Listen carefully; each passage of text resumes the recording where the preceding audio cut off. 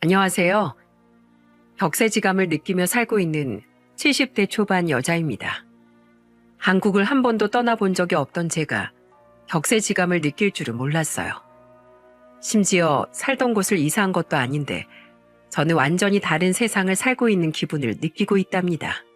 한동안 골치 썩게 만들던 일을 해결하고 나니까 잠을 자도 2다리를 쭉 뻗고 자요. 사람이 잠들기 전에 아무런 고민이 없어야 행복한 거라고 하죠. 이 말이 맞다면 저는 요즘 아무 걱정 없이 잘 살고 있는 거라고 생각해요. 그래서 홀가분한 마음으로 이런 사연도 보내게 됐답니다. 이 나이 먹도록 치열하게 살았어도 말년에는 자식 걱정밖에 안 남더군요. 저와 남편은 슬아의 큰아들과 작은 딸을 키우면서 네 식구 평범하게 잘 살았습니다. 2 자식이 워낙 착하게 잘 자라줘서 키우는 내내 부모 속을 한 번도 썩힌 적도 없었죠. 그런데 말년에 큰아들한테 별일이 다 생기면서 참 힘든 날들의 연속이었어요. 작은 딸은 결혼해서 재미있게 잘 사는데 큰아들은 왜 자꾸 힘든 길로 가는지 모르겠습니다. 제 아들이라서 하는 말은 아니지만 큰아들은 어릴 때부터 참 심성이 고왔어요. 초등학생 때는 길거리에 있는 고양이가 배가 고파 보인다면서 집으로 달려와 이런 말도 했죠. 엄마, 집으로 오는 골목에 고양이가 있는데 굶은 것 같아. 먹을 거 줄 거 없을까? 고양이 밥이 어딨어. 괜히 아무거나 주다가 병나게 하면 어떡하려고. 근데 고양이가 배고픈지 웅덩이 있는 흙탕물을 마시고 있는 게 더 안 좋을 것 같은데. 엄마, 내 저녁밥 고양이 조금 나눠줄래? 뭐? 승호는 승호밥 먹어야지. 그럼 엄마랑 고양이 밥 줄 거 있나 한번 보자. 큰아들은 길고양이 한 마리를 그냥 지나치지 못해서 꼭 밥이라도 챙겨주고 싶어 했어요. 그런 아들이 착해 보이면서도 마음이 짠하더군요. 집에서도 여동생이 갖고 싶다고 하면 자기 물건도 기꺼이 양보하던 아들은 의젓한 아들로 잘 자라주었어요. 그리고 아들이 대학을 나오고 회사에 다니기 시작했을 때는 항상 부모가 1등인 자식이었습니다. 여름에 폭염이라는 뉴스가 보도되면 아들은 저한테 전화해서 걱정스러운 목소리로 말했어요. 엄마, 요즘 날씨가 덥다고 하는데 에어컨 꼭 켜두세요. 전기세 걱정은 하지 마시고요. 그래, 걱정 마라. 가게에만 앉아 있어서 더운지도 모르겠어. 이불 가게 덥잖아요. 전기세는 제가 낼 테니까 걱정 마시고 시원하게 계세요. 그깟 더위 좀 탄다고 안 죽어. 내가 더워 죽으면 죽었지. 내 새끼 돈 쓰는 걸 보겠어? 무슨 그런 말씀을 하세요. 저도 다 효도하는 거니까 아무 걱정 말고 편히 계세요. 그래야 저도 집중해서 일을 하죠. 아들은 서울에서 일하면서 고향에 있던 저희를 많이 걱정해줬습니다. 여름에는 더울까봐 전화해주고 겨울엔 춥지 않냐고 안부 전화를 하던 아들이었어요. 이런 효자 아들이라서 결혼해서도 잘 살 거라고 믿었습니다. 그래서 아들이 결혼할 여자라면서 같이 집에 왔을 때 예비 며느리가 그저 예뻐 보이기만 했어요. 게다가 요즘 애들답지 않게 조용하고 차분해 보이는 성격이 마음에 쏙 들었죠. 처음 인사 왔을 때 환하게 웃던 모습이 아직도 선하네요. 그렇게 인사를 하던 예비 며느리가 신발을 벗고 들어오려는데 갑자기 뒤를 돌더니 자기 신발을 정리하더군요. 그걸 보고 저는 놀란 목소리로 물었어요. 뭐가 떨어졌나 싶었는데 신발 정리하는 거예요? 네, 들어올 때 벗은 신발 잘 정리해둬야 현관이 깔끔해 보이잖아요. 그리고 현관에 신발이 가지런히 있어야 복이 들어온대요. 뒷손이 야무져서 그런가 깔끔하게 하고 살겠네. 아니에요. 아직 배울 게 많아요. 더 노력해야죠. 겸손하고 참한 예비 며느리가 저는 너무 기특했어요. 요즘 TV 보면 살림 못해서 집을 돼지우리처럼 하고 사는 여자도 많던데 다행이다 싶었죠. 그런데 예비 며느리가 자꾸 복이 생겨요라고 말하길래 저는 조금 의아해서 종교가 있냐고 물어봤죠. 그랬더니 믿는 종교가 있다고 하는 겁니다. 저희 집안은 대대로 무교라서 예비 며느리가 어떤 종교를 갖더라도 신경 쓰지 않았어요. 그래도 혹시나 싶은 마음에 저는 예비 며느리를 보내고 아들한테 조용히 물어보게 됐습니다. 승호야, 결혼할 애가 종교가 있는 것 같은데 넌 괜찮은 거야? 네, 뭐 저한테 강요하는 것도 아니고 나중에 아이가 생겨도 혼자서만 다닐 거라고 하더라고요. 그래서 전 크게 신경 안 쓴다고 했어요. 이때만 해도 종교를 강요하지만 않으면 사는데 아무런 문제가 없을 거라고 생각했어요. 하지만 아들이 결혼하고 나서 정말 상상도 못할 문제들과 직면하기 시작했습니다. 제가 특정 종교에 대해서 밝히진 않을게요. 종교는 믿는 거야 자유니까 존중하는데 아무리 믿는 종교가 있다고 하더라도 너무 고집스러운 며느리 모습에 진절머리가 났습니다. 아들이 결혼하고 첫 명절에 제사 음식을 만들고 제사 준비를 하고 있었어요. 그런데 갑자기 며느리가 아들한테 뜬금없는 소리를 하는 게 아니겠습니까?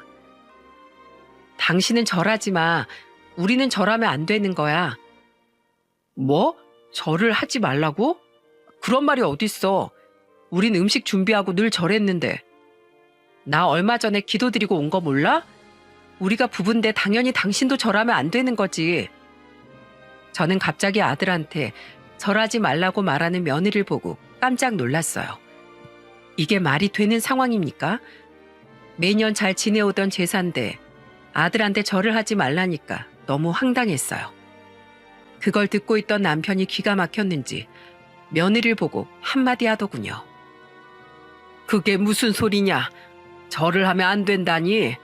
승호가 무릎이 나간 것도 아니고 왜 절을 못해? 제가 명절 앞두고 항상 기도드리는 게 있어서 남편은 절하면 안 돼요. 글쎄, 며느리 네가 기도하고 온 거랑 우리 집안 조상한테 절하는 거랑 무슨 상관이야? 그냥 하던 대로 해. 괜히 시끄럽게 만들지 말고. 너한테 절하라고 강요하는 것도 아닌데 뭐가 문제야? 당연히 문제가 되죠. 제가 기도하고 와서 신이 굽어 살필 텐데 이렇게 절까지 해야 되는 건 이해 못하겠습니다. 며느리가 남편의 말에 반박하면서 말하는 겁니다. 저는 그때 눈 동그랗게 뜨고 꼬박꼬박 대드는 모습에 깜짝 놀랐어요. 전에는 무슨 말을 해도 차분하게 하던 며느리였는데 제사 때 절하는 문제 하나에 정색을 하고 대답하니까 당황했던 거죠. 그래서 제가 그때 며느리와 남편 말을 막으면서 며느리한테 말했습니다. 제사는 우리 집안 문화를 따르는 게 맞지. 정 안 되겠으면 네가 잠시 밖에 나가 있어라. 네? 저보고 밖에 있으라고요? 절하는 거 안 보면 그만인 거지. 정 못 견디겠으면 네가 나가 있어야지. 우리가 너한테 절하라고 강요한 것도 아니잖아. 그런데 넌 왜 네 방식을 강요해? 이건 아니지. 저는 며느리한테 어이가 없어서 따져 말했어요. 남편이 며느리한테 절하라고 강요한 것도 아닌데 며느리가 아들한테 이상한 요구를 하니까 황당했거든요.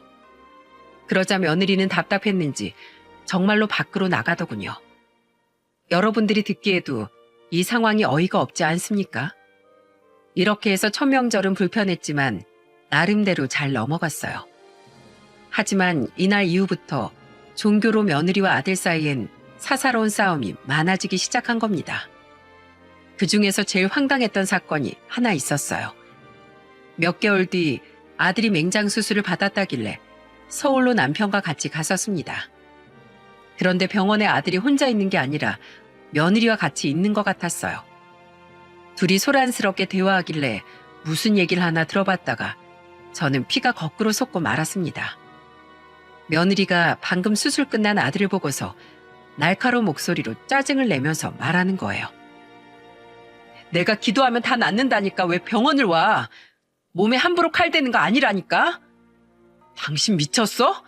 맹장 수술이 큰 수술도 아니고 병원 가는 게 뭐가 어때서 그래? 이런 게 쌓여서 나중에 다 엎어로 돌아오니까 그렇지. 내가 그렇게 말해도 못 알아듣겠어? 당신 맹장이 잘못된 게 아니라 머리가 잘못된 것 같아. 맹장 수술 끝내고 몸조리하고 있던 아들한테 악을 쓰면서 화를 내는 며느리를 보자 피가 거꾸로 도는 것 같았습니다. 그래서 문을 박차고 들어가서 며느리를 보면서 다짜고짜 화를 냈어요.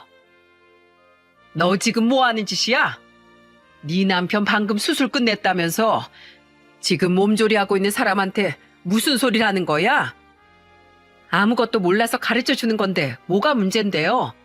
제가 같이 망하자고 하는 소리도 아니고 다 피가 되고 살이 되는 이야기니까 하는 거잖아요. 피가 되고 살이 되긴 뭐가 된다고 그러는 거야?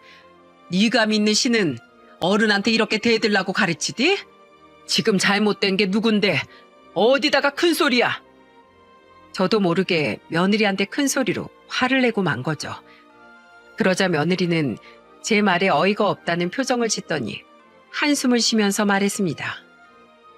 두고 보세요. 이거 다 업보로 돌아와서 나중에 맹장이 아니라 뇌수술을 해야 될 수도 있다고요. 좋은 말을 해주면 알아들어야 같이 살죠. 끝까지 자기 말이 맞다면서 우기더니 기어코 병실 문을 박차고 나가는 겁니다. 며느리가 나가고 아들과 저희 부부만 있었는데 마침 같은 병실에 있던 할아버지께서 저한테 걱정스러운 목소리로 말했어요.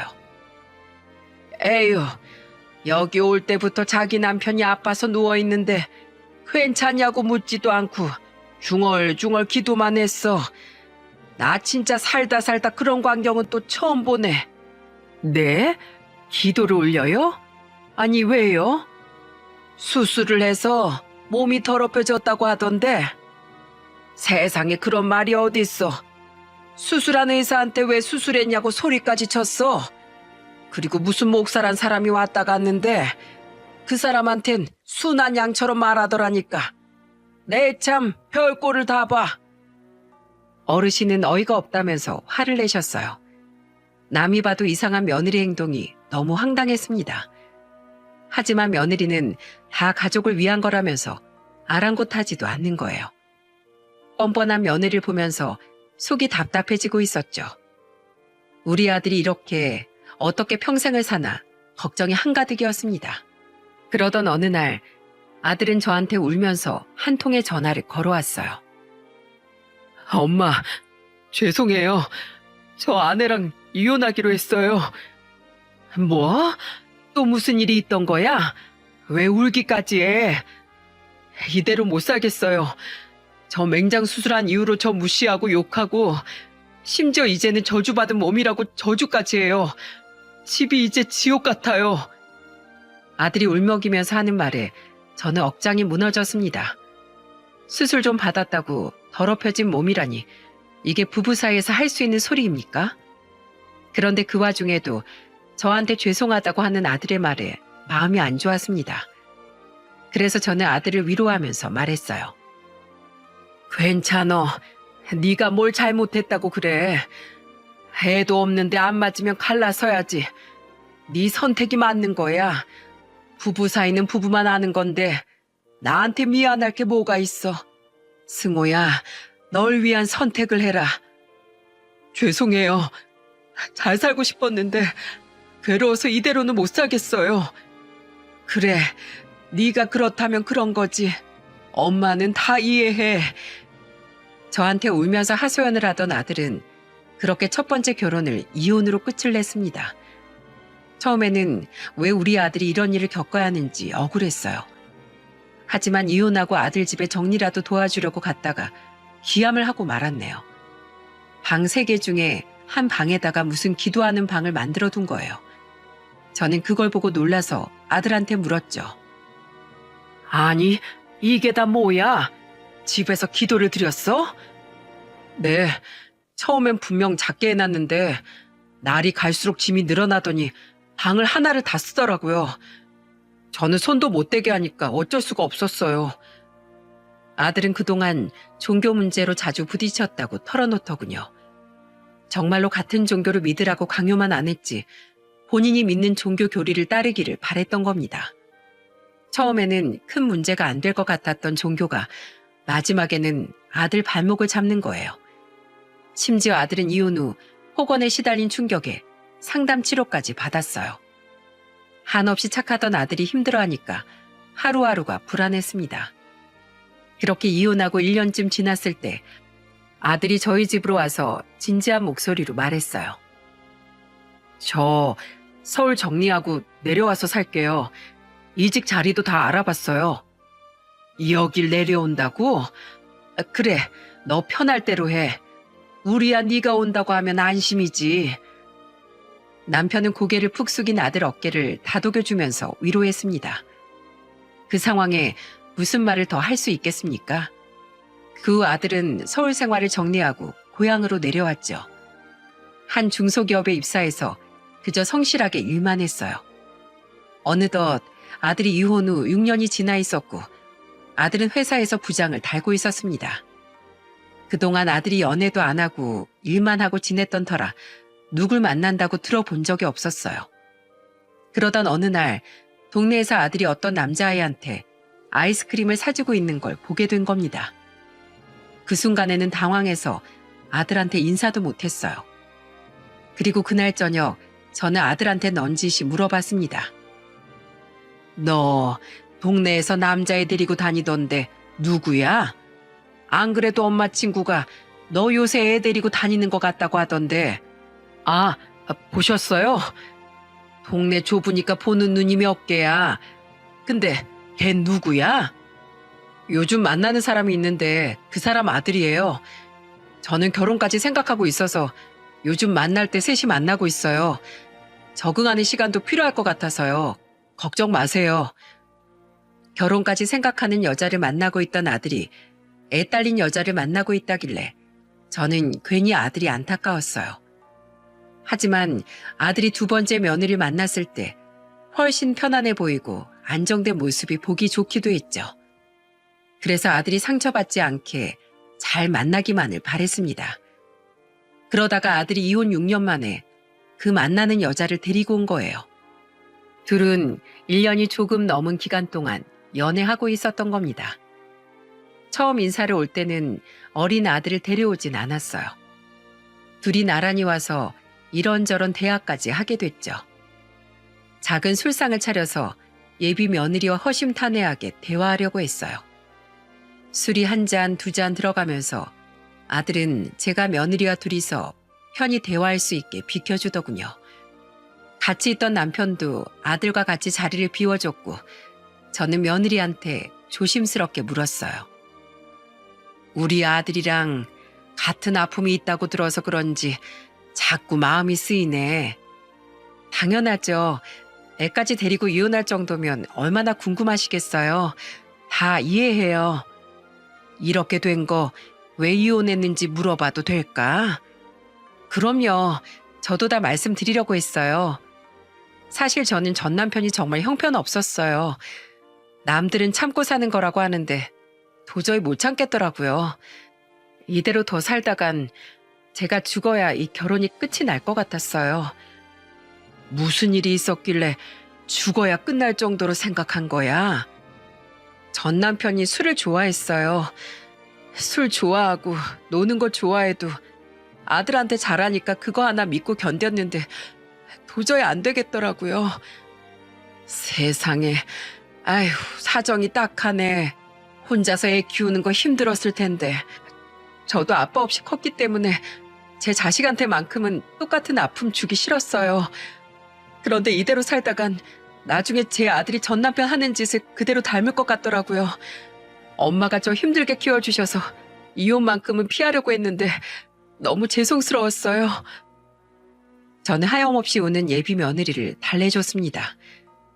알고 보니까 며느리는 안 싸더니 사별로 힘들게 키운 딸이었던 거예요. 5살 때 아버지를 잃고 엄마가 힘들게 자기를 키워준 걸 잘 아니까 이혼을 쉽게 결정하지 못했던 겁니다. 그런데 자신의 아들이 나중에 남편을 닮게 될지도 모른다는 생각 때문에 바로 이혼을 결정했던 거죠. 그러면서 며느리는 제 손을 잡고 슬픈 목소리로 말했습니다. 제 아들이 승호 씨처럼 건강하고 반듯하게 커졌으면 좋겠어요. 제가 정말 잘할게요. 어머니께도 많이 배워서 꼭 좋은 아내 며느리 되도록 노력할게요.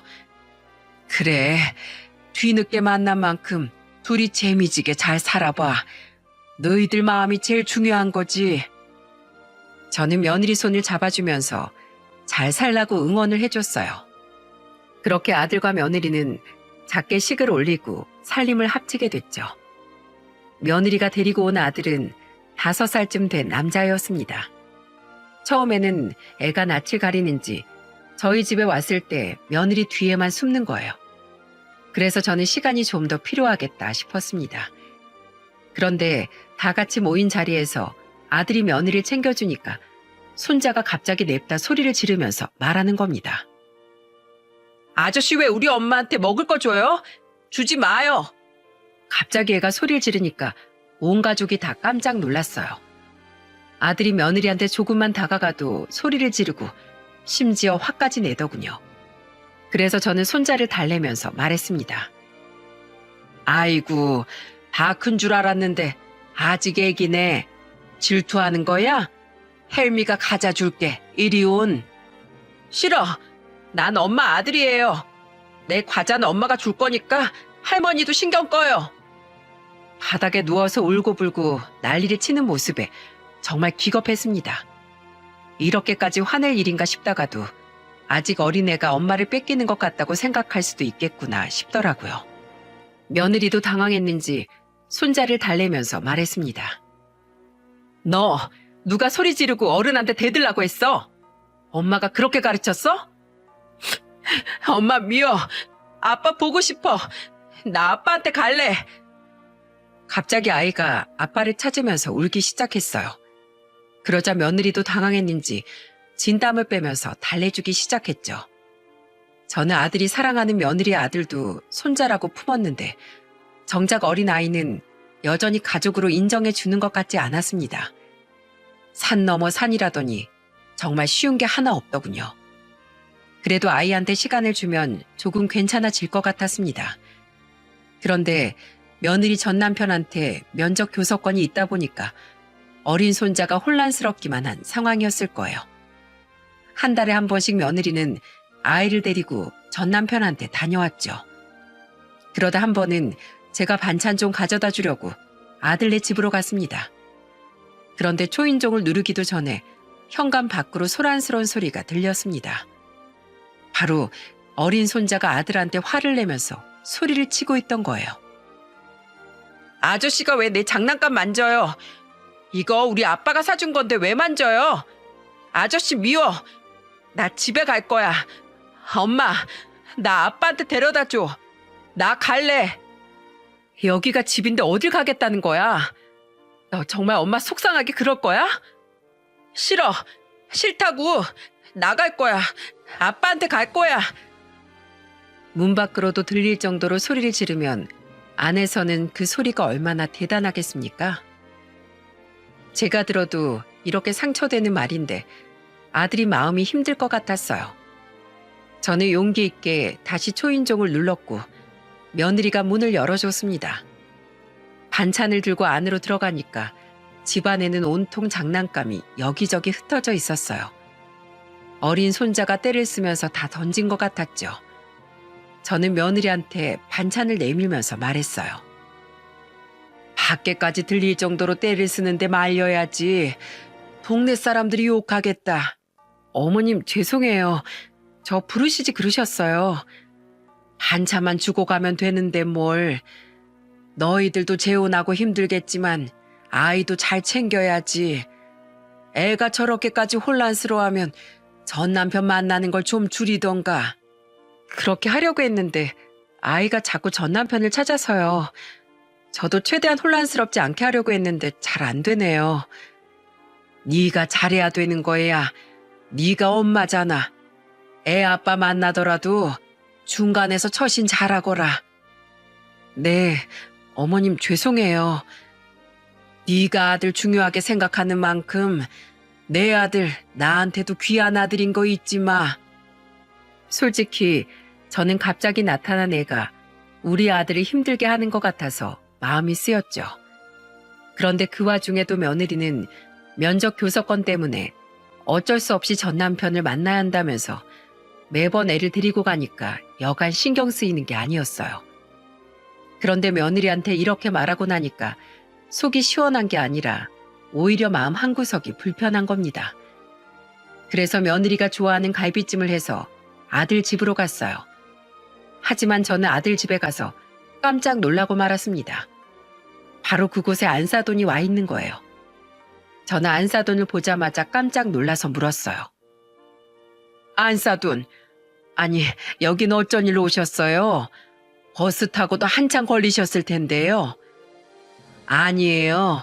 제가 딸 시집 보내놓고 사위한테 너무 무심한 것 같아서 왔어요. 그동안 저희 딸 잘 챙겨주셨다면서요. 감사드려요. 안사돈이 저를 보면서 고맙다고 말하는데 괜히 손이 민망했어요. 그래서 저는 그런 안사돈을 보면서 미안한 목소리로 말했습니다. 얼마 전에 며느리한테 저도 모르게 미운 소리를 했는데 며느리가 속이 상했었나 봐요. 저도 영 마음이 편치 않아서 음식까지 해왔는데 안사돈이 여기 계신 걸 보니까 더 미안하네요. 아유, 아닙니다. 제가 사돈 마음 다 이해합니다. 저였어도 안사돈처럼 말했을 거예요. 그 정도 말도 못하면 어떻게 살겠습니까? 곁에서 따끔하게 한마디씩 해주세요. 그래야 하나씩 배워가죠.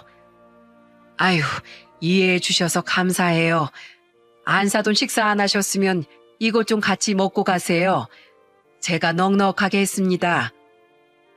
안사돈이 먼저 저한테 말해주니까 오히려 마음의 짐이 좀 덜어졌어요. 그래서 그날 저녁에 며느리와 아들 손자까지 다 같이 저녁을 먹게 됐죠. 안사돈은 며느리가 한 번의 아픔이 있었던 만큼 잘 살기를 바랬던 것 같아요. 그래서 그날 이후 종종 왕래하면서 지냈습니다. 어느 날은 아들이 못 보던 옷을 입고 있길래 물어보니까 멋쩍은 목소리로 말하더군요. 장모님이 생일 기억하시고 챙겨주신 거야. 정말? 아유, 내가 다 감사하네. 엄마가 며느리를 너무 아껴주니까 장모님이 가만히 있을 수가 없겠다고 하시더라. 저는 안사돈이 아들을 살뜰히 챙겨주려고 노력하는 게 참 좋았습니다. 내 자식 위해 준다는데 싫을 사람이 어디 있겠습니까? 그래서 저도 며느리가 아이를 키우면서 회사를 다니는 게 힘들지 않게 해주려고 많은 노력을 했었죠.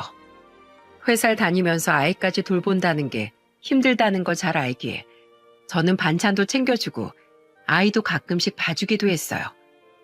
그렇게 3년 살다 보니까 손자도 많이 온순해졌고 이제는 할머니 하고 부르면서 잘 따르기도 했습니다. 그런데 종종 아들 집에 와서 손자를 봐주던 안사돈이 저를 피하는 것 같았어요. 아들 집과 저희 집은 차로 20분 정도 거리라서 안사돈이 오면 저랑 카페에서 만나서 커피 한잔 하기도 했거든요. 몇 달 전부터 쫓기듯이 가는 안사돈한테 전화를 걸어서 물어보기도 했어요. 사돈, 또 그냥 가셨어요? 아니, 요즘 왜 그렇게 금방 가세요? 오신 김에 서로 얼굴이라도 보고 가면 좋잖아요. 아유, 집에 일이 있어서요. 막내딸이 온다고 해서 그냥 왔네요. 아, 그러셨어요? 다음엔 온 김에 주무시고 가세요. 요새 그냥 가셔서 제가 서운하네요. 예, 다음엔 꼭 그렇게 해볼게요. 전 그럼 이만 끊을게요. 안사돈은 전화를 걸어도 급하게 전화를 끊고는 했어요. 갑자기 변한 안사돈이 어딘가 이상했지만 그러려니 했죠. 그런데 그 무렵부터 며느리도 왠지 수상하더군요. 잘 다니던 회사를 그만두더니 아들한테 좀 더 신경을 써야겠다는 거예요. 아들이 크게 반대하지 않으니까 둘이 알아서 하겠거니 했습니다. 그러던 어느 날 청천벽력 같은 소식이 들려왔어요. 몇 달 전부터 전화 목소리가 힘이 없다 싶던 안사돈이 시한부 판정을 받게 됐다는 겁니다. 저는 아들한테 안사돈 소식을 전해 듣고 깜짝 놀라 다음날 바로 병원으로 갔어요. 알려준 병실로 가니까 2인실로 된 안사돈 병실이 보이더군요. 저는 음료수 상자를 들고 들어가려는데 안사돈이 누군가 울면서 대화 중인 겁니다. 조심스럽게 안을 보니까 안사돈이 며느리의 양 어깨를 붙들고 울면서 화를 내고 있었어요. 여기가 어디라고 그놈을 데려오려고 해? 넌 그놈 말을 믿어? 정신 차릴 놈이었으면 진작에 차렸겠지. 네가 누구 때문에 그렇게 힘들게 살았는데 또 그놈을 만나? 이 엄마가 부탁할게. 제발 그놈은 안 돼. 제발 헤어져. 엄마, 나도 모르겠어. 정말 우리 아들만큼은 잘 키우고 싶은데 누굴 선택해야 될지 모르겠다고. 그걸 고민이라고 하고 있어, 이 미련한 거사. 누가 봐도 네 전 남편은 쓰레기야. 그놈이 무슨 말을 해도 귀 닫고 듣지도 마.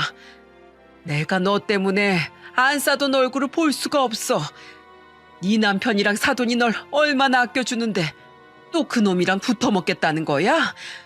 그놈이 면접 교섭권 타령할 때부터 알아봤어. 싹수 노란 놈을 봤나? 제발 헤어져 이거사. 정신 좀 차려. 안사돈이 울부짖으면서 며느리한테 그놈은 안 된다면서 소리치고 있는 거예요. 두 사람 대화를 다 들어보니까 누군지 직감할 수 있었습니다. 바로 며느리의 전 남편 놈이었던 겁니다. 대충 대화를 들어보니까 그동안 안사돈은 며느리 생각을 돌리려고 계속 아들 집을 오고 있던 거였어요. 아무것도 모르던 저는 그동안 안사돈이 저를 왜 피해 다녔는지 알게 된 거죠. 정말 그때 느낀 배신감은 이루 말할 수가 없습니다. 솔직히 저라고 5살짜리 애가 있던 며느리를 받아주는 게 쉬웠겠습니까? 그저 아들이 좋다고 하니까 좋게 보려고 노력했던 거예요. 그런데 그런 며느리가 전 남편과 붙어먹고 있었다는 사실을 알게 되니까 기가 막히더라고요. 그때 저는 안사돈 문병이고 뭐고 다시 집으로 돌아왔어요. 그리고 평생 전화해 볼 일 없던 곳이라고 생각했던 흥신소에 의뢰까지 하게 된 겁니다. 70 가까이 살면서 이런 곳에 뒷조사를 의뢰하게 될 거라고는 짐작도 못했네요. 그리고 저는 그런 뒷조사를 시작하면서도 제발 아니기를 바랬습니다. 그런데 흥신소에서 받아든 현실은 참혹했어요. 사람의 탈을 쓰고 자기를 믿어준 식구들한테 어떻게 이럴 수 있는지 모멸감까지 들더군요. 흥신소 직원이 저한테 2주간 찍어온 사진을 보니까 면접 교섭권을 빌미로 아주 셋이 단란한 가족처럼 지냈던 겁니다. 이걸 안사돈이 눈치채고 며느리를 설득하고 있었던 거예요. 그런데 사람 마음이라는 게 쉽게 돌려지겠습니까? 저는 그동안 며느리가 아들을 농락하고 있었다는 사실에 분노해서 아들 집으로 쫓아갔어요. 시간이 저녁쯤이라 곧 아들이 올지도 모르는 시간이었죠. 그래서 저는 아들한테 먼저 전화를 걸어 소리쳤습니다. 너 퇴근하면 당장 집으로 와. 엄마 왜 그러세요? 오늘 회식 있는데. 회식이고 뭐고 네 마누라 전 남편이랑 붙어먹고 있는데 지금 회식이 말이 되냐? 어? 내가 널 어떻게 키웠는데 불법 사채업이나 해먹는 전 남편 놈이랑 놀아나는 여자한테 당하고 살아. 네? 그게 무슨 말이에요? 전 남편이랑 놀아난다뇨? 그 사람 면접 교섭권 때문에 그러는 거예요. 오해할 수 있는데 그런 거 아니라고요. 아니긴 뭘 아니야. 네 장모도 다 알고 있더라. 난 절대 그냥 못 넘어가. 그러니까 너도 당장 튀어와. 내가 흥신소 직원한테 모은 자료들 너한테도 보내주라고 했으니까 그거 보고 와. 아들한테 사실을 알리고 무작정 아들 집으로 쫓아갔죠. 그런데 아무것도 모르는 며느리가 손자와 외출 준비를 하고 있더군요. 그걸 보고 저는 며느리한테 화를 내며 소리쳤습니다. 너 그렇게 곱게 꾸미고 어딜 가는 거야? 바른 대로 말해. 네? 어머님 그게 무슨 말씀이세요? 다 알고 왔으니까 바른 대로 말하라고. 너 전 남편이랑 뭐라고 돌아다니는 거야? 면접 교섭권을 핑계로 셋이서 살림이라도 차렸냐? 어머님, 아니에요. 살림 차린 거 아니에요. 제가 다 설명할게요. 설명? 무슨 설명을 더 해? 이 사진 보고도 네가 떳떳하게 말하나 보자. 저는 며느리 앞에 사진을 던졌습니다. 그러자 며느리는 바닥에 던져진 사진을 보고 깜짝 놀라더군요. 그때 저는 며느리 보면서 분에 겨워서 악을 쓰면서 또 한 번 소리쳤습니다. 네가 우리 식구들을 농락해? 애엄마라는 사람이 정말 애를 위한 게 뭔지도 모르면서 애를 잘 키우고 싶다는 말을 해? 어머님, 죄송해요. 그런데 저도 정말 혼란스러웠어요. 애가 친아빠 정을 알아버려서 자꾸 아빠를 찾으니까 어쩔 수가 없었어요. 그리고 그 사람도 정신 차렸다면서 자꾸 말을 하니까 제가 흔들렸던 건 사실이에요. 하지만 절대 살림까지 차리지 않았어요. 그걸 말이라고 해? 넌 똥 싸다가 끊고 나면 안 싼 거야? 같이 살붙이고 살던 부부가 만나서 부둥켜 안고 손잡고 했으면 그게 바람이지. 다른 게 바람이야? 대체 넌 무슨 정신머리로 사는 거야? 끝까지 자기는 살림 차린 적이 없다면서 흔들렸다고만 변명하는 며느리가 황당했어요. 그리고 울기만 하는 며느리가 제 뒤로 보이는 아들을 보고는 저승사자라도 본 것처럼 얼굴이 하얗게 질리더군요. 아들은 그런 며느리를 보면서 어이없는 목소리로 말했습니다. 이게 다 사실이야? 그동안 날 속이고 아빠 자격도 없는 놈이랑 붙어 먹었어? 그게 아니고 그 사람이 자기 정신 차렸다면서 날 흔들었어. 당신도 알잖아. 우리 아들이 친아빠 보고 싶어 했던 거. 우리 아들? 어디서 우리 아들이래? 당신 이혼할 때 그 사람이 술만 마시며 때렸다며. 가장 노릇도 안 해본 사람이 하는 말을 믿냐고. 지금은 정신 차렸어. 진짜야. 과거는 그랬어도 요즘은 정장에 잘 차려입고 나와. 일반 회사의 영업직으로 근무하면서 성실하게 살고 있더라. 와, 그러셨어요? 회사에 취직해서 영업사원으로 일한다고 정신 차렸으니까 당신 보고 다시 합치자고 말해? 그리고 그 말에 흔들려? 그럼 어떡해. 애는 아빠 찾고 애 아빠는 자기 정신 차렸으니까 합치자고 하는데 나라고 안 흔들리겠어? 당신이 아무리 잘해줘도 애한테는 새아빠잖아. 난 애한테 친아빠를 되찾아주고 싶었다고. 와, 이제 알겠다. 너란 사람 수준을 제대로 알겠어. 역시 사람은 끼리끼리 자기 수준에 맞게 살게 된다고 하는데 그 말이 너한테 딱이야. 나가. 내 집에서 네 새끼 데리고 나가라고. 아들은 며느리한테 나가라면서 소리쳤어요. 믿었던 만큼 배신감이 컸는지 더 말도 안 붙이더라고요. 그런데 그 순간 불청객이 또 들어오는 겁니다. 바로 1층에서 며느리와 아이를 기다리던 며느리의 전남편 놈이었어요. 아들이 며느리한테 소리를 지르고 있고 바닥에는 셋이 찍힌 사진들이 널브러져 있으니까 오해를 한 거죠. 그 순간 전남편 놈이 아들 어깨를 툭툭 치면서 소리쳤습니다. 당신 뭐야? 왜 내 마누라한테 소리를 질러? 애 있는 거 안 보여? 지금 소린 당신이 지르고 있잖아.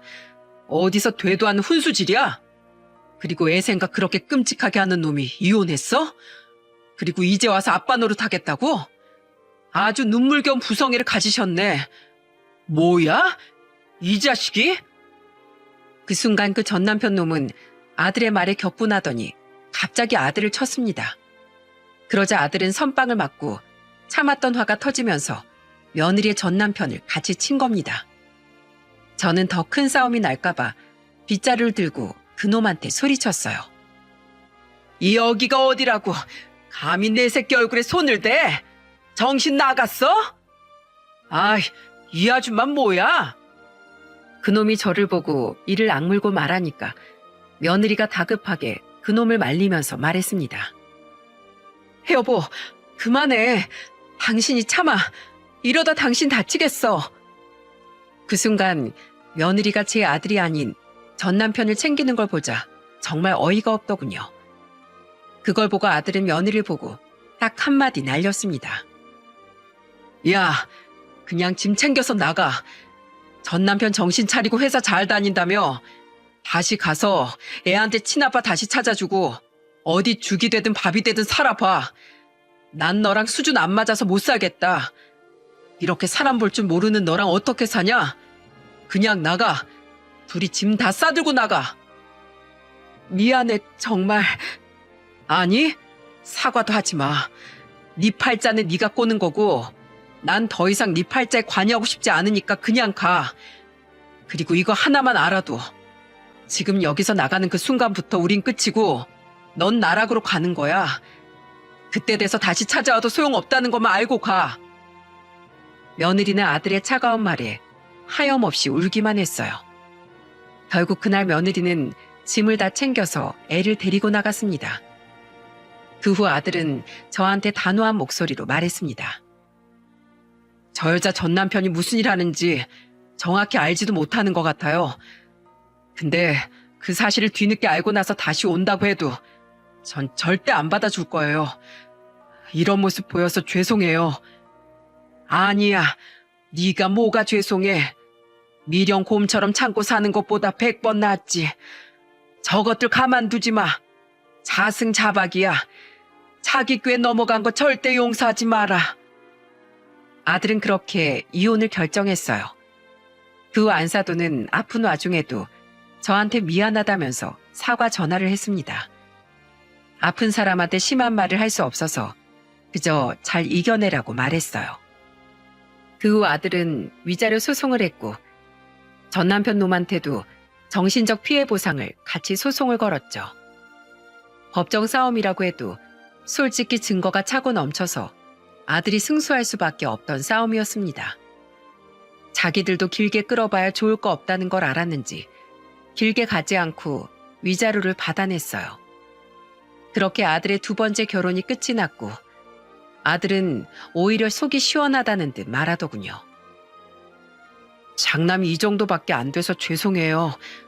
그래도 저 앞으로는 혼자서도 잘 사는 모습 보여드릴게요. 더 오래 살다가 실체를 알게 된 것보다 3년 좀 넘게 살다가 금방 알아서 다행이라고 생각해요. 그래, 승호야. 엄마 아빠 신경 쓰지 말고 너 마음 편하게 살아. 우리 아들이 어떤 선택을 해도 난 널 응원한다. 괜히 제가 아들한테 집만 만들어준 건 아닌가 싶었는데 그래도 씩씩한 아들을 보니까 안심이 되더라고요. 하지만 여러분, 그거 아십니까? 하늘은 정직한 사람의 편이라고 하죠. 아들이 이렇게 다시 추스르는 동안 전 며느리는 스스로 나락으로 떨어지고 있더군요. 이걸 어떻게 알게 됐는 줄 아십니까? 분명 이혼을 결심하고 나갈 땐 짐이 꽤 많았는데 어느 날 야반 도주라도 했는지 짐가방 딸랑 하나만 들고서 아들을 찾아온 겁니다. 아들은 살던 집을 내놓고 다시 저희 부부 집으로 들어와서 지냈기 때문에 그걸 알고 전 며느리가 집으로 찾아온 거였죠. 심지어 애도 얼굴이 꼬질꼬질하고 옷도 지저분한 게 며칠 못 씻은 애 같았어요. 전 며느리는 쫓기고 있는 사람처럼 모자까지 눌러쓰고 왔더군요. 그리고는 제 아들을 불러내서 무릎까지 꿇고 애원하는 겁니다. 여보, 내가 잘못했어. 나 그 사람 사탕 발린 말에 제대로 속았어. 나 이제 갈 곳도 없어. 네가 뭘 속아? 정신 차렸다면서? 그럼 가서 잘 살았어야지. 아니야. 나한텐 분명 영업사원이라고 했는데 그 사람 불법 사채업자였어. 이자를 막 1000%씩 뜯어먹고 다니다가 지금 교도소까지 갔어. 아무것도 없는 서민들 상대로 사기치고 폭력까지 썼는지 알고 나니까 이건 아니다 싶더라. 여보, 나 진짜 당신한테 잘할게. 그러니까 우리 예정 생각해서 다시 잘 살자. 어? 다시? 야, 웃기지 마. 내가 말했지. 넌 이혼하는 순간 나락이라고. 너 진짜 뻔뻔하다. 어떻게 여길 다시 와? 너한테 다시 그놈한테 가라고 등 떠민 사람 아무도 없어. 네 선택은 네가 알아서 책임지고 살아. 네 어머니한테 죄송스럽지도 않냐? 제발, 나 정말 갈 곳이 없어. 이 꼴로 엄마를 어떻게 보러 가? 이거 안 놔? 그건 네 사정이고 그런 우리 엄마는 너를 왜 다시 봐야 하니? 어? 난 너 같은 거랑 다시는 안 엮일 거야. 네 수준에 맞게 네 인생 네가 조진 거야. 알겠냐? 다신 찾아오지 마. 한 번만 더 오면 그땐 나도 가만 안 있어. 여보, 나 그러면 100만 원만 빌려줘. 그 사람이 내 이름으로 신용대출을 5천만 원이나 받고 교도소로 가는 바람에 나 지금 완전 개털이야. 예정을 생각해서라도 제발 도와줘. 예정? 웃기시네. 야, 개털 됐으면 개집이나 알아봐. 한 번 뒤통수 친 사람 뭘 믿고 도와줘?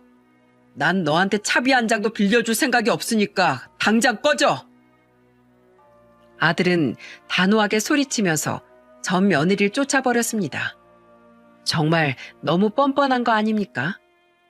목구멍이 포도청이라고 해도 찾아오면 안 될 곳이 여긴데 여기가 어디라고 오는지 기가 막혔어요. 전 며느리는 회사원이라고 속인 전 남편 말에 속아 신용대출까지 받아 불법 사채 자금을 마련해줬던 겁니다. 참 멍청한 것도 죄라고 자기 팔자 스스로 꼰 거라고 생각해요. 제 사연을 들으면서 참 한심한 여자가 다 있다 싶으시죠? 자승자박이라는 말처럼 자기 꾀에 자기가 넘어간 거예요. 정말 자식을 위했다면 저렇게 당하지도 않았을 겁니다. 바로 제가 사연을 쓰게 된 것도 과연 부모다운 게 뭔지 진지하게 생각했으면 좋겠다는 취지로 썼네요. 전 며느리는 자식을 위해서 한 선택이라고 했지만 과연 그럴까요? 결국 중심을 못 잡고 흔들린 사람은 전 며느리였어요. 애는 아무것도 몰라서 친아빠를 찾았을 수도 있죠. 하지만 정말 부모라면 아이를 위해서라도 태도를 분명하게 했어야 된다고 봅니다. 그리고 부모가 사사로운 감정에 흔들리니까 결국 아이까지 인생이 불행해진 거죠. 안사도는 사별후 더 악착같이 살아서 자식들 번듯하게 키우셨을 텐데 많이 속상하셨을 거예요. 그런 강단 있는 엄마를 보고 자랐으면서 이런 어리석은 선택을 한 전 며느리가 참 한심스럽네요. 그렇게 가버린 전 며느리는 그 후로 어떻게 사는지 소식을 모르고 지냅니다. 그나마 다행인 건 이혼 당시 마지막으로 안사돈을 봤을 때 막내딸이 살뜰히 챙기고 있어서 다행이었어요. 하지만 저런 바보 같은 큰딸을 두고 근심 내려놓을 날이 없겠다 싶더군요. 지금은 아들도 이혼하고 일상을 잘 지내고 있답니다. 곧 있으면 저도 남편과 결혼 기념일이 다가오는데 아들이 남편과 같이 여행 다녀오라고 동남아 패키지 여행도 예약해줬네요. 이런 아들이 있어서 저는 아들 걱정 하나도 안 합니다.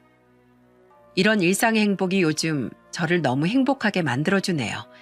여러분들도 중요한 결정을 해야 할 때 감정이 아닌 이성적인 생각으로 신중하게 하길 바랄게요.